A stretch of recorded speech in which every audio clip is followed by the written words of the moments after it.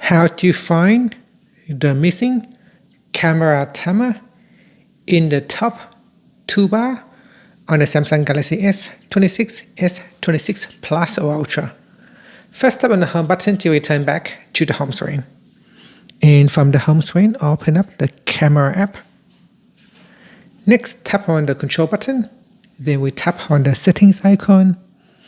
Now in camera settings, we then scroll down and tap on camera assistant. Next, we scroll down. And from here, we tap on customize indicators and then tap on timer. Make sure it is turned on.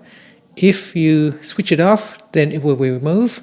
It will be removed from the toolbar at the top here. So tap it on and it will be added to the toolbar. And then we can tap on the back key.